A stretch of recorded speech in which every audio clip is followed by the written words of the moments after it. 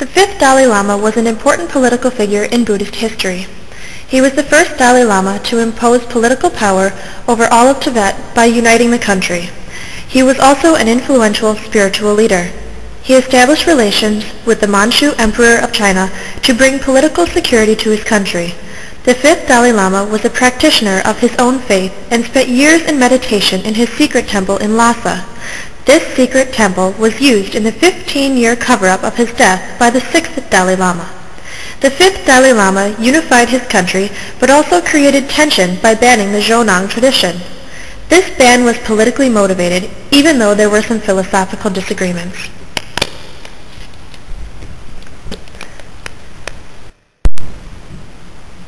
Before we begin to discuss the importance of the fifth Dalai Lama, I believe that we need to understand what a Dalai Lama is. A Dalai Lama is part of the Tibetan Buddhism, the Gelugpa tradition. They are believed to be reincarnates of Avalokiteshvara, the Bodhisattva of compassion. Dalai Lamas at one point in Tibet's history were the head of the Tibetan government.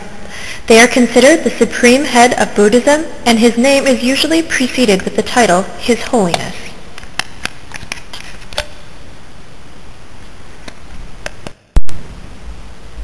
Dalai Lamas are selected in a way that follows traditions passed on over many centuries. Upon the death of a Dalai Lama, current monks will search for the next Dalai Lama, a boy who is a reincarnate of the previous Dalai Lama. The new Dalai Lama is brought to Lhasa as a boy to be trained by other Lamas. A Lama is a Buddhist Tibetan religious teacher. The Dalai Lamas reside in the Potala Palace in the winter and the Norbulinka Palace in the summer. Now, unfortunately, since the Chinese involvement in Tibet, the current Dalai Lama resides in India. The fifth Dalai Lama was an important political power for the country of Tibet. He was born in the year 1617 in Loka Chingwar Tatski, south of Lhasa, Tibet. His real name was Ngawang Lobsang Gyatso, or Lobsang Gyatso. He became a Lama at a very young age. Lobsang was discovered by Sonam Cheophal when Sonam heard of this boy's exceptional abilities. Sonam knew that Lobsang was the next Dalai Lama when he asked the boy if the previous Dalai Lama's belongings were his. The boy answered yes. Sonam kept the discovery of the fifth Dalai Lama a secret due to political turmoil in Tibet. There even was an assassination attempt on the fifth Dalai Lama, but the boy survived. Sadly, his mother did not. Sonam brought the boy to Lhasa and taught him there, like past traditions. When the boy was there learning about Buddhism and what his duties were as a Dalai Lama, his teacher instructed him in the sutras and tantras and taught him also in the area of devotion and meditation. He instructed the fifth Dalai Lama proper rulership. This rulership would become important in the boy's future. Proper rulership included the use of spirituality and good karma to create a wise and effective leadership.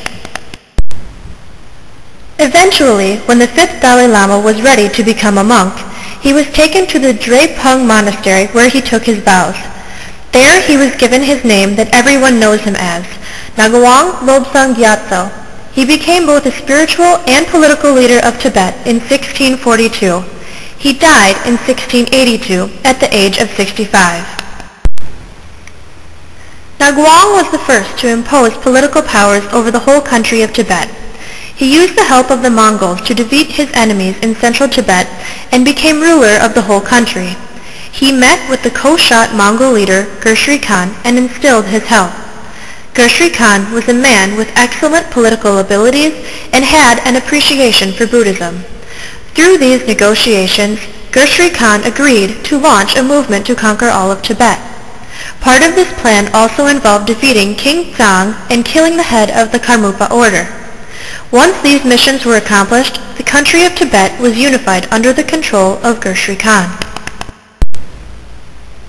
After this tremendous feat, Gihc'ry Khan still remained king of Tibet. However, he handed over the political affairs, including reunifying the country as well as spiritual control, to the fifth Dalai Lama. By 1642, Ngawang had become the first Dalai Lama to acquire and maintain political as well as spiritual control of the country of Tibet. Ngawang ruled the country using the principles taught to him by his teacher, but he was very strict in some regards. He was very harsh to his enemies, and he forced monks of other politically active sects to take refuge in outlying areas of Tibet, Sikkim, and Bhutan as to prevent unnecessary problems. He was very generous with certain sects that did not exhibit any political threat. By the time the fifth Dalai Lama died, Tibet was a completely unified country. Naguang traveled to China after conquering Tibet. The goal of this visit was to establish good relations with the Chinese. He could then use this new relationship as political leverage to help control Tibet. Naguang visited Peking after the Manchus became powerful in China. Sun Ji, the Manchu emperor, and the fifth Dalai Lama finally met and exchanged titles. The Manchu emperor gave Naguang the title of Dalai Lama, overseer of the Buddhist faith on earth under the great benevolent self-subsisting Buddha of the Western Paradise. This visit was a very good diplomatic move and influenced a new and better relationship with the Chinese for the time being. Lobsang Gyatso used many activities to strengthen the newly united country. He imposed the same teaching style to the country that he received from his teacher. His first step was getting the entire country to recognize his spiritual authority. He converted all the monasteries in Tibet to Gelugpa to create unity. Along with this, he convinced people of other independent sects to abandon these and support the country of Tibet. Even though he wanted people to support the country and was a spiritual leader, he still recognized and respected the traditions of people as well as protected their spiritual independence. Naguang also improved relationships with the neighboring countries and had an appreciation for other cultures. He renewed cultural ties with India, Mongol tribes, and the Manchu rulers in China. He supported the foundation of many Nyingmapa monasteries and allowed the re-establishment of Karmapa monasteries. He invited Indian scholars to Tibet and maintained relations with lamas from other Buddhist sects. Naguang also called himself an emanation of Avalokiteshvara. Doing this, he was the first person to combine two traditions into one person. These practices were Tulka and Bodhisattva. Lobsang Gyatso built himself an enormous palace on the red hill overlooking Lhasa. It was named the Potala Palace. Potala is a mountain in southern India. Legend has it that it was Avalokiteshvara's home. Construction began in 1645. Unfortunately, he died before the completion of this masterpiece. He also built many other important structures in Tibet, including the great Labrang Monastery in Kham. Later in his life, the fifth Dalai Lama went into a prolonged meditation in which the future sixth Dalai Lama ran most of the country's affairs. Naguang died in 1682 before the completion of the Potala Palace. This is an important key fact. Because the palace was not finished, his death was kept a secret for 15 years by Desi Sangye Gyatso. Desi Sangye Gyatso was the fifth Dalai Lama's prime minister and eventually became the sixth Dalai Lama when the death of the fifth Dalai Lama was actually announced.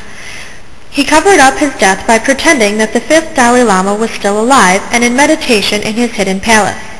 Another reason that the death of the fifth Dalai Lama was hidden was to prevent the Chinese and Mongol powers from trying to take over Tibet again. Although it has not been proven, hiding the death of Naguang could have been the plan of the fifth Dalai Lama himself.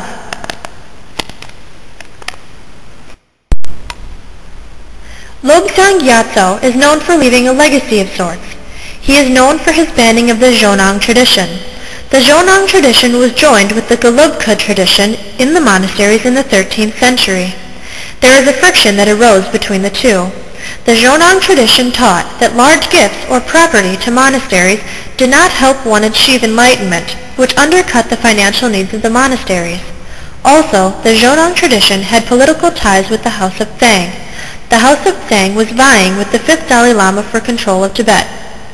Also, change in the Mongol leaders posed a huge threat of war. Naguang believed that the best way to prevent any of this from happening and continue to strive for a free, unified Tibet would be to eliminate the Zhonang tradition. He enforced this idea by forcibly converting most of the monasteries to the Gelugpa order. Naguang is also known for his teachings through books that he wrote. He wrote more literature than all of the other Dalai Lamas combined. These works included topics about rhetoric, astrology, a treatise on monastic discipline, a guide to Zhou Leihang, a history of Tibet, a book on the composition of poetry, and a commentary on the Abhidharmakosa, treasury of philosophical notions. The fifth Dalai Lama also established two educational